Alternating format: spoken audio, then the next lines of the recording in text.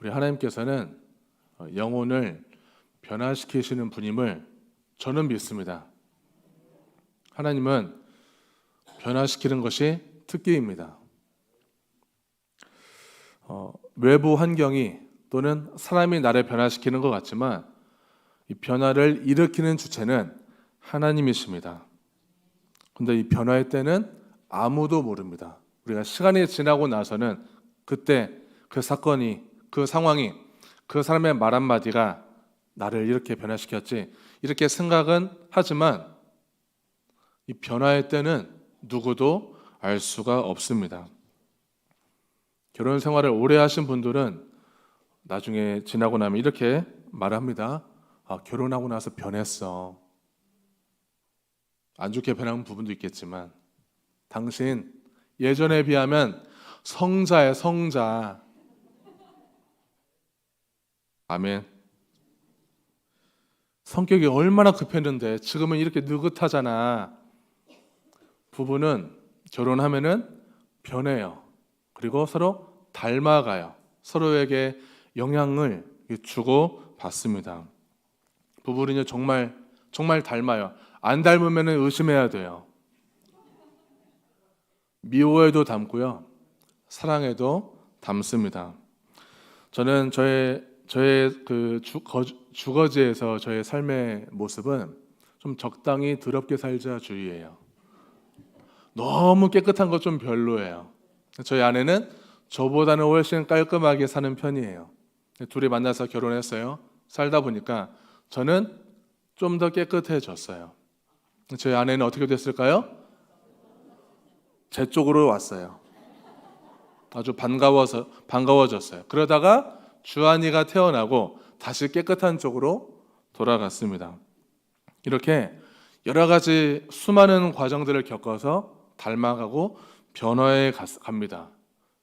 결코 변화의 주체는 내가 아니라, 상대방이 아니라 하나님께서 누군가를 통해서, 환경을 통해서, 계기를 통해서 우리를 변화시켜 주십니다.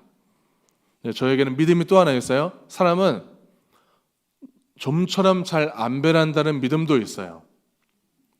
하나님은 변화시키시려고 하고 사람은 안 변하려고 하고, 누가 이길까요? 누가 이길 것 같아요? 하나님이 져주시겠죠. 개혁이라는 말은요, 잘못된 길에서 돌아서는 것입니다. 우리 기독교 용어로 따지면은 회개하고 비슷해요. 이게 얼마나 어렵냐면요, 인간은 하나님과 멀어지는 게 본성이에요. 가만히 냅둬도 멀어지려고 합니다. 한자어로 보면요, 개혁이라는 말은 고칠 개, 가죽혁, 이 가죽을 벗겨내는 고통을 수반해야 개혁이 일어나는 것입니다. 여러분의 가정을 생각해 보세요. 또는 여러 개모임이나 어떤 집단 모임을 생각해 보세요. 우리 풍기교회를 생각해 보세요. 내가 속해 있는 그 집단 안에서 무엇을 개혁해야 좋을지 한번 떠올려 보기를 바랍니다. 혹시 이런 생각 들지 않나요? 그 인간 한 명만 없어지면 참 좋을 텐데, 모두가 행복할 텐데, 모두가 다 평화로울 텐데, 이런 생각을 해요. 본능적으로 그런 생각이 들어요. 그런데 외부 탓을 하지 않길 바라요. 하나님의 말씀은 그 사람을 향하고 있는 게 아니라 지금 내 자신에게 향하고 있는 것입니다. 개혁을 위해서 나의 할 일을 찾아내고 용기 내어서 실행해보는 그 결단력이 오늘 생기기를 소망합니다. 신명기 7장 6절과 7절 말씀을 같이 보도록 하겠습니다.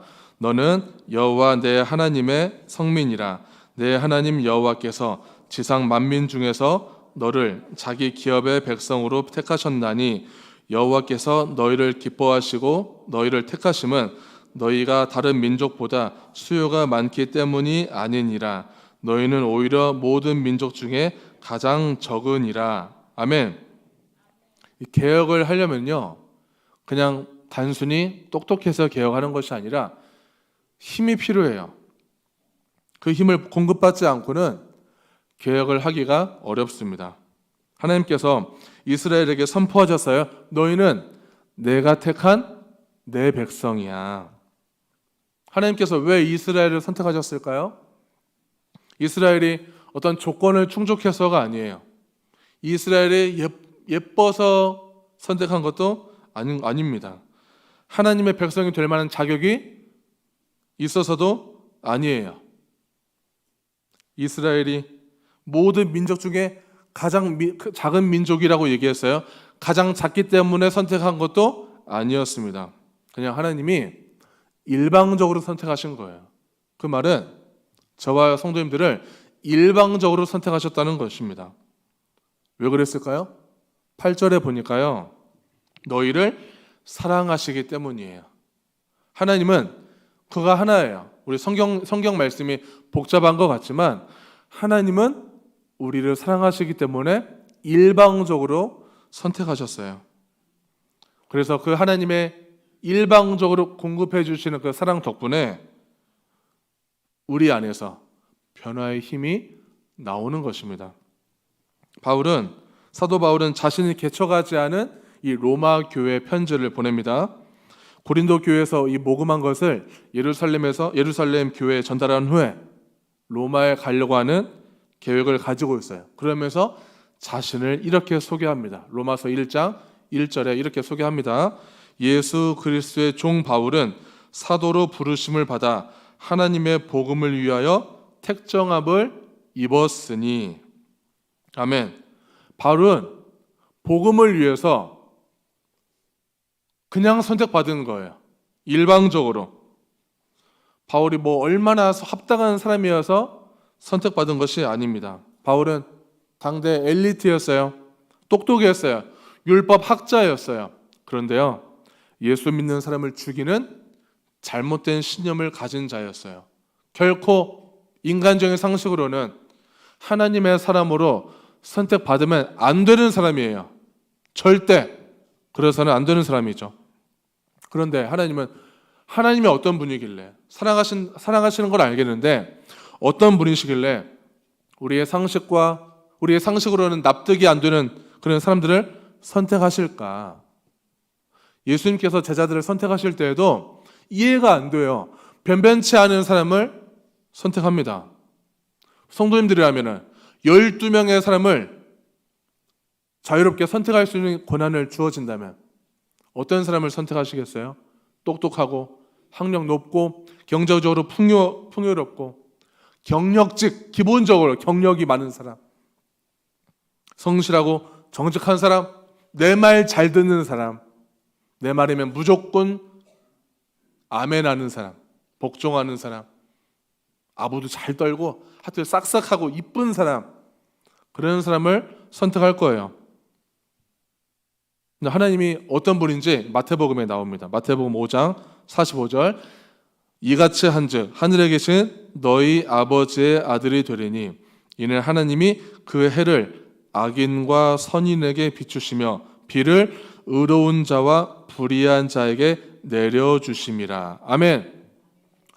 예수님은 악인이나 선인에게 똑같이 해를 비춰주시고요, 똑같이 비를 내리십니다. 일방적이면서 공평하신 사랑을 내려주시는 분이세요. 무슨 말일까요? 우리도 하나님처럼 내가 좋아하는 사람이든 아니든 차별이 없어야 하는 것입니다. 이 명령이 혹시 불편한 사람이 있으세요? 그럼 도전해 보길 바라요.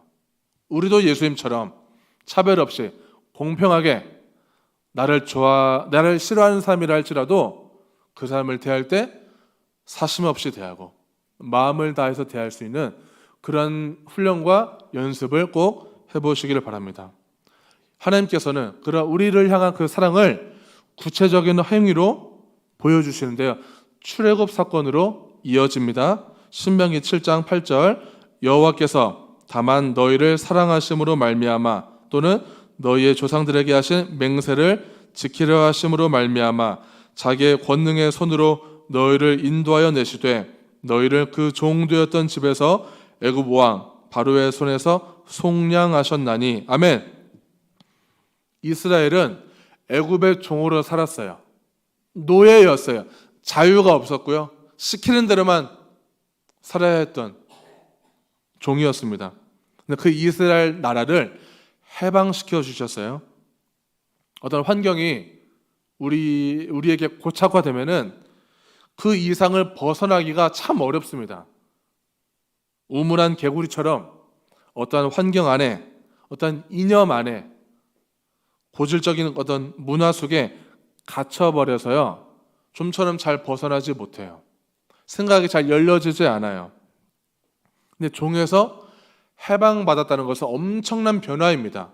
아무도 이스라엘 백성들 중에서 우리가 더 이상 종의 신분이 끝나고 자유인이 될 거라는 생각을 아무도 하지 못했어요. 엄청난 변화예요. 그런데 종에서 해방되면요, 해방되어도 우리는 그 세계에서 좀처럼 잘 나오기 힘듭니다. 이스라엘 백성들이 더욱 그랬어요. 근데 하나님의 의도는 종에서 해방되면요, 다른 세계가 있다는 것을 알려주고 싶었고, 더 나은 삶을 추구할 수 있다는 것도 알려주고자 했습니다. 그냥 종이 아니라, 죄의 종이 아니라, 누구의 명령만 듣는 종이 아니라, 노예가 아니라 진정한 자유인으로, 특별히 하나님께서 함께 하시는 그 은혜 가운데 누리며 살아가는 자유인으로 살아갈 수 있도록 우리를 해방시켜 주셨어요. 우리를 구원해 주셨다는 것입니다. 하나님께서는 사도 바울을 통해서도 그 사랑을 구체적으로 보여주고 계십니다. 로마서 1장 2절에서 4절을 제가 읽겠습니다. 이 복음은 하나님이 선지자들을 통하여 그의 아들에 관하여 성경에 미리 약속하신 것이라. 그의 아들에 관하여 말하면 육신으로는 다윗의 혈통에서 나셨고 성결의 영으로는 죽은 자들 가운데서 부활하사 능력으로 하나님의 아들로 선포되셨으니 곧 우리 주 예수 그리스도시니라. 아멘. 이 말씀은 구약에 예언된 그 말씀대로 메시아를 약속한 사건입니다. 그 말씀이에요. 그러니까 혈통으로 보면, 예수님을 어떤 육적인 혈통으로 보면은 다윗의 자손, 예수의 조상은 다윗이에요. 영적으로 보면은 하나님의 아들로서 이 땅에 내려오셔서 인류를 구원하신 분이시라는 것입니다. 저와 성도님들이 어떤 삶을 살았든지 간에, 우리의 과거가 어떤 모양이든지 간에 상관없이 우리 매일 묵상하고 기억해야 할 것은 예수가 나를 살리기 위해서 이 땅에 오셨는데, 사랑을 보여주셨는데 죽음으로 보여주셨다는 거예요. 우리 모두를 위해서 그 복음을 전해주기 위해서 오셨어요. 본인이 죽으셔야 했어요. 그렇기 때문에 설령 내 삶을, 우리의 과거를 돌아봤을 때, 나는 사랑받지 못하고 자랐어. 우리의 부모님은 너무 엄하기만 했어.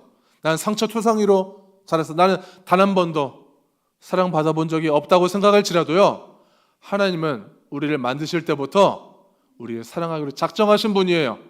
예수님께서 그 사랑을 보여주시기 위해서 죽음을 택하시면서까지 보여주셨어요, 사랑을. 우리는요, 사랑받지 못하고 자란 사람은 단 한 명도 없습니다. 우리는 언제나 사랑받고 자랐어요. 우리가 어렸을 때부터, 우리가 기억하지 못하는 그 나이 때부터, 그 아픈 순간에도 하나님은 우리 옆에서 내 손을 잡아주셨고 등을 토닥여 주셨어요. 우리는 몰랐지만 하나님은 항상 우리 아픔과 우리 슬픔과 우리 기쁨에 함께 하셨습니다. 그 하나님께서, 그 놀라운 사랑을 가지고 계신 충만하신 하나님께서요, 우리에게 사랑을 명령하세요. 신명기 6장 5절 말씀 같이 읽겠습니다. 너는 마음을 다하고 뜻을 다하고 힘을 다하여 내 하나님 여호와를 사랑하라. 아멘. 레위기 19장 18절 말씀 원수를 갚지 말며 동포를 원망하지 말며 내 이웃 사랑하기를 내 자신과 같이 사랑하라. 나는 여호와이니라. 아멘. 자, 길게 읽었어요. 이 두 구절을 두 마디로 얘기하다면 뭘까요? 두 마디로 하나님 사랑, 이웃 사랑. 사랑이에요, 사랑. 하나님 사랑, 이웃 사랑으로 요약할 수가 있습니다. 하나님께서는 우리를 사랑하신대요. 너희를 너무너무 사랑하신대요. 그러니 너희도 나를 사랑해라. 너희도 나를 사랑해라.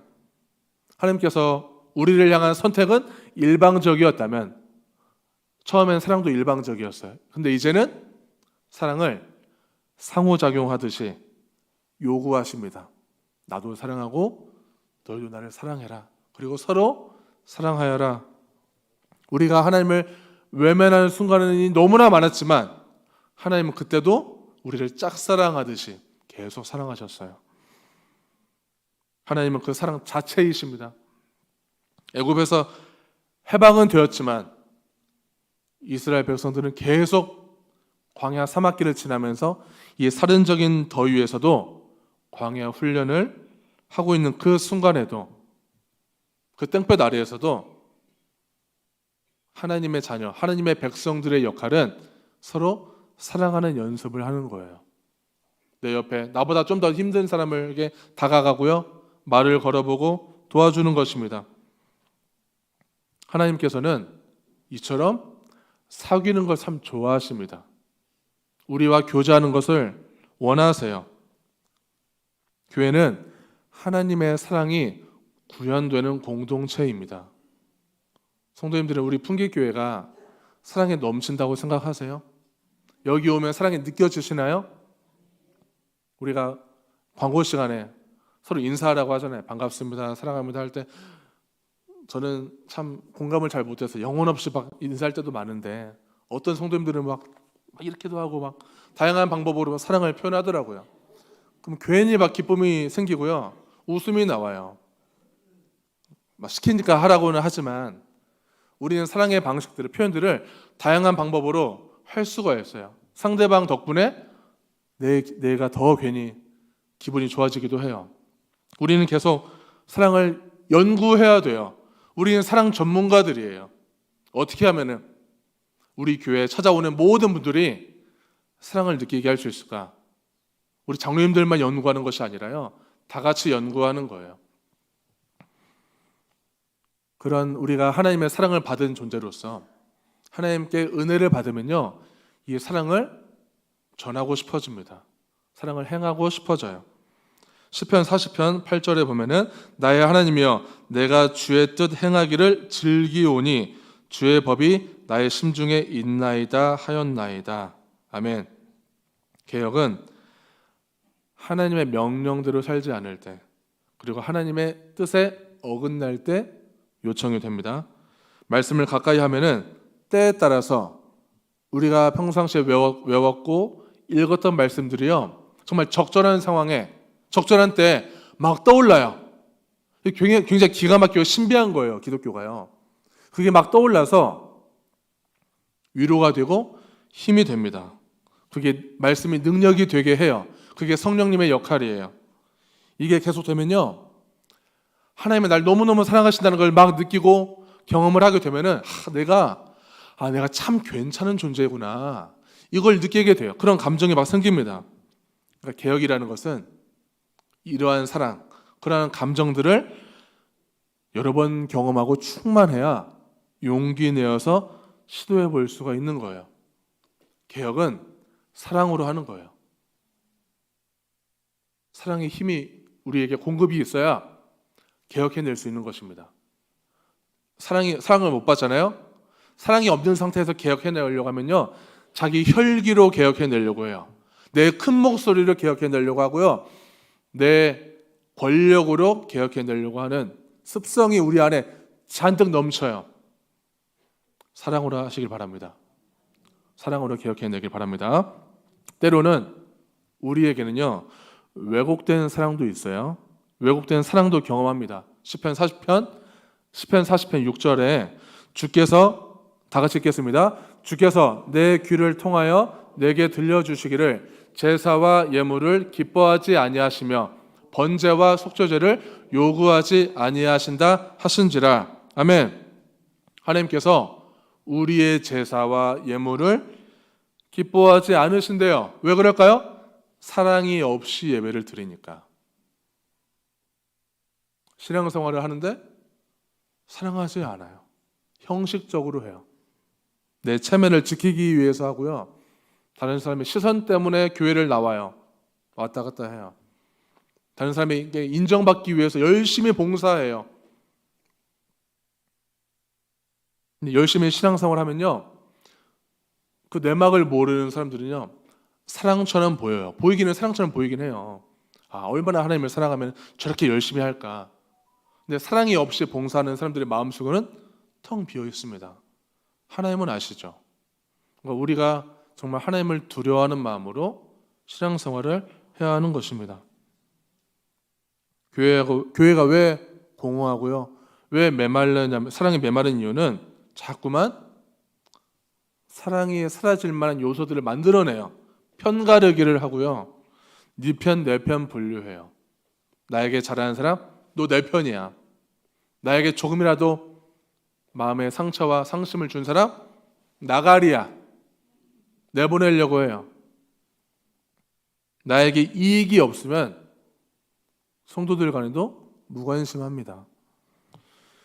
마태복음 5장 46절 47절 같이 보겠습니다. 너희가 너희를 사랑하는 자를 사랑하면 무슨 상이 있으리요? 세례도 이같이 아니하느냐?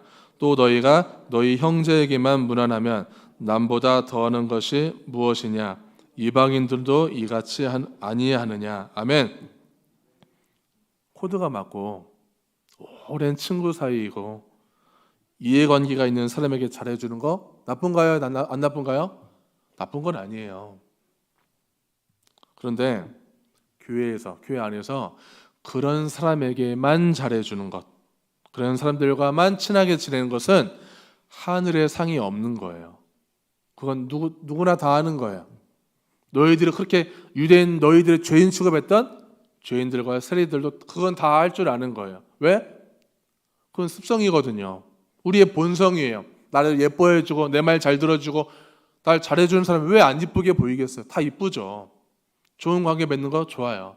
근데 그런 사람들과만 잘 지내려고 하고 내 세력을 점점점 넓혀가려고 하는 것은요, 굉장히 경계해야 되는 거예요. 혹시 나와 친한 사람이 나에게 그렇게 대하고 있다면, 그런 낌새가 보인다면요, 얘기해줘야 되는 거예요. 그러지 말라고. 너 지금 그러고 있어. 그러지 말아야 돼. 교회는 그렇게 명확하게 얘기해줘야 됩니다. 그 사람이 듣지 않더라도. 하나님께서는 우리에게 도전을 주신 거예요. 그래서 너희들이 마음을 별로 열지 않는 사람에게 마음을 한번 열어보거라. 도전을 주세요. 하나님께서 요구하시는 이 쌍방간의 사랑이 점점 깊어지는 사랑으로, 그리고 영혼을 구원해내는 사랑의 속성이 이 하나님의 사랑이 담겨 있어요. 우리도 그 사랑을 닮아서 마음을 열어서 다가가기를 바랍니다. 신명기 7장 9절과 10절 제가 읽겠습니다. 그런즉 너는 알라 오직 내 하나님 여호와는 하나님이시요 신실하신 하나님이시라. 그를 사랑하고 그의 계명을 지키는 자에게는 천대까지 그의 언약을 이행하시며 인애를 베푸시되 그를 미워하는 자에게는 당장에 보응하여 멸하시나니 여호와는 자기를 미워하는 자에게 지체하지 아니하시고 당장에 그에게 보응하시느니라. 아멘. 하나님을 사랑하고 하나님이 주신 계명, 어렵지만 도전하는 사람에게는 천대까지 언약을 이행하시는 보상이 따릅니다. 완벽한 사랑 말고요, 적어도 하나님의 사랑대로 따르려고 노력하는 사람에게는 천대까지 주신대요. 별로 와닿진 않으시죠? 천대까지 상을 주신다고 하는데 우리 잘 와닿진 않을 거예요. 뭔가 물질로 주셔야 기분이 좋지만, 이 무슨 말이냐면요, 하나님의 보상은요 스케일이 크다는 거예요. 무슨 말이냐면은 우리가 당장 눈에 보이는 물질적인 보상은 아니더라도 하나님은 천대까지 약속하실 정도로 우리가 아주 작은 나비의 날갯짓 정도의 작은 사랑을 실천하면은 하나님 이미 허리케인까지 생각하고 계시는 거예요. 그 사랑의 대가와 사랑의 그 파급력을 허리케인만큼 준비하신다는 것입니다. 우리의 별거 아닌 그 작은 몸집과 말 한마디여도 하나님이 그렇게 변화를 일으키십니다. 근데 미워하면 징벌이 있어요. 미워하는 사람 있으신가요? 누구를 미워하면요, 그 사람이 괴로워야 되는데 누가 괴롭죠? 내가 괴로워요. 그게 징벌이에요. 괴로운 마음. 그게 하나님이 우리에게 현세해 주시는 벌입니다. 하나님께서 이거보다 더 큰 도전을 지금 주십니다. 마태복음 5장 43절과 44절을 같이 보겠습니다. 또 내 이웃을 사랑하고 내 원수를 미워하라 하였다는 것을 너희가 들었으나 나는 너희에게 이르노니 너희 원수를 사랑하며 너희를 박해하는 자를 위하여 기도하라. 아멘. 43절에 보니까요, 또 내 이웃을 사랑하고 내 원수를 미워하라 하였다는 것을 너희가 들었으나, 자, 이웃을 사랑하라는 말은 성경에 있어요. 근데 원수를 미워하라는 말은요, 성경이 나오지 않습니다. 근데 너희가 들었대요. 너희가 제자들이나 유대인들, 바리새인들, 서기관들, 너희들이 그 말들은 분명히 들어봤을 거야. 이렇게 얘기하는 거예요. 왜 그럴까요? 바리새인들이, 성경 학자들이 구약 성경의 이웃 사랑에 대한 말씀을 자기에게 유리하게 재해석했기 때문이에요. 어떻게 해석했냐면은 자기들을 사랑하는 사람만 사랑해줘도 이건 무방한 거야, 이렇게 해석했고 그렇게 가르쳐 왔어요. 그러니까 한 번쯤은 원수를 미워해도 괜찮은 거야 라고 다들 인식하고 있는 거예요. 그러니까 바리새인들에게 이웃은 어떤 사람들일까요? 같은 민족 유대인들끼리, 같은 출신, 같은 코드, 친인척, 그리고 내게 잘해주는 사람, 내 말 잘 듣는 사람이 내 이웃이 되는 것입니다. 원수를 금방 사랑할 수는 없습니다. 어떻게 금방 사랑해요? 원수를 실컷 미워해야죠. 원수를 수십 년 동안 미워할 수도 있어요. 그런데요, 그리스도인이라면은 적어도 원수를 사랑하는 방향성은 가지고 살아야 돼요. 내가 저 사람을 당장은 사랑할 수는 없어도 하나님의 원수를 사랑하라고 했기 때문에 내가 원수를 사랑해야 돼, 이런 방향성은 가지고 하루하루를 살아가야 되는 것입니다. 그러면 왜 그렇게까지 해야 될까요? 저렇게 못나고 나쁘고 나를 이렇게 정말 나를 힘들게 했던 사람인데 왜 그렇게까지 사랑을 해야 할까? 로마서 1장 7절 같이 보겠습니다. 로마에서 하나님의 사랑하심을 받고 성도로 부르심을 받은 모든 자에게 하나님 우리 아버지와 주 예수 그리스도로부터 은혜와 평강이 있기를 원하노라. 아멘. 유대인이 보기에 이방인은요, 그러니까 유대인이 아닌 민족은 다 이방인이에요. 이방인들은 하나님께서 명령하셨던 할례도 받지 않은 인간들이에요. 그런 종족들과는 상종할 필요가 없어요. 우리는 이렇게 율법대로 할례도 받고 말씀을 따르는 민족이기 때문에, 하나님께 선택받은 민족이기 때문에 우리는 당연히 구원받고 당연히 이쁨 받아. 근데 이방인들은 그런 인간들이 아니니까 미워해도 싸요. 이런 인식을 갖고 있어요. 그게 진리라고 여겼어요. 그게 유대인들이 갖고 있는 신념이었어요. 나와 다르면요, 내 생각과 다르고 내 신념과 다르고 내 의견과 다르면은 사람 취급도 안 해요. 이 당시에는 심했고요. 뭐 지금은 안 그래요? 나와 다르면 그냥 싫어요. 기본적으로, 본능적으로 불편해요. 다 내 의견 따라줬으면 좋겠어요. 바울이 선포합니다. 이방인들로 구성된 로마 교인들, 이 로마 교인들도 하나님의 사랑을 받은 자들입니다. 이 선포는요, 그 당시 아주 혁명적인 수준의 선포예요.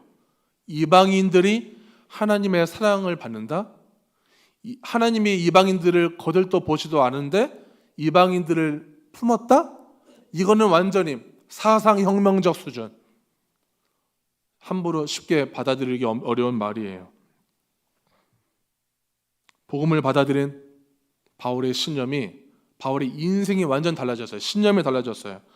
하나님의 복음을 받아들인다면은 그게 어떤 민족, 어떤 종족이든지 간에, 어떤 사람이든지 간에 상관없이 하나님의 사랑을 받은 자입니다.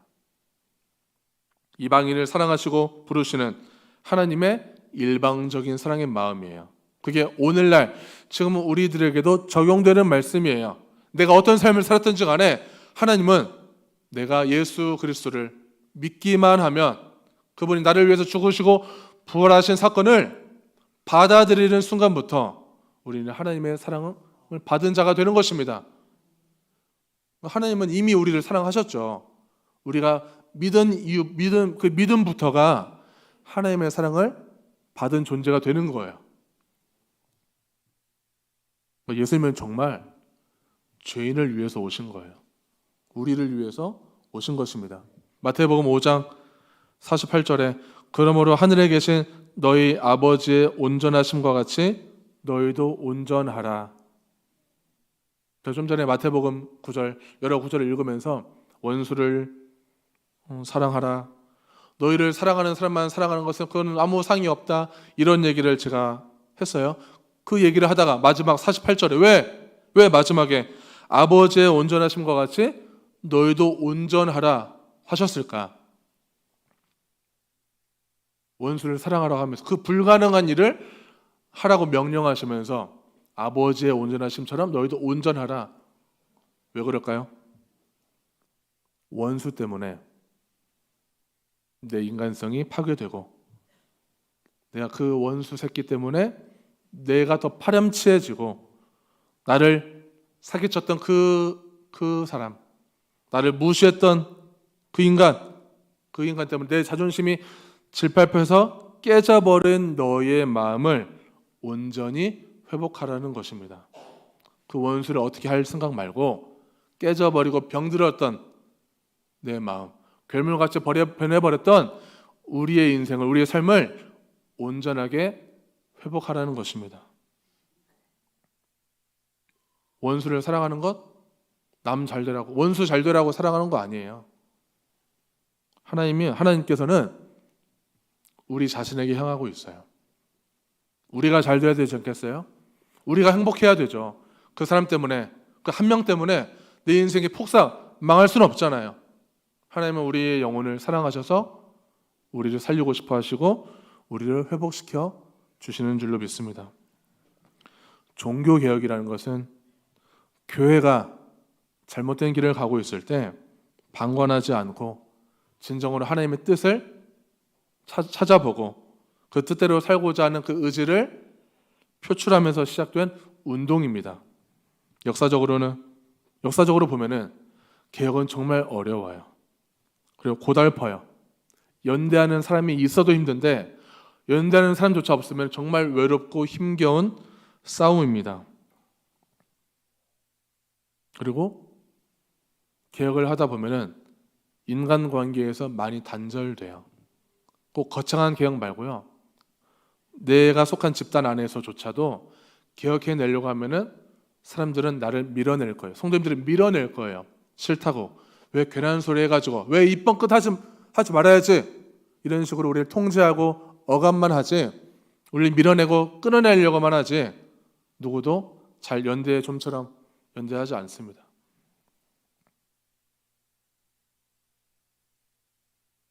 개혁은 잘못된 것을 바로 잡고 돌이키는 거예요. 이거는 회개 운동이에요. 회개 운동의 전제는 하나님의 사랑이 담겨 있습니다. 개혁은 사랑으로 하는 거예요. 잊지 마세요. 다른 사람을 고쳐내는 거 쉽지 않죠. 그런데 나를 개혁해내는 일은요, 하나님이 부어주시는 은혜와 사랑으로 가능합니다.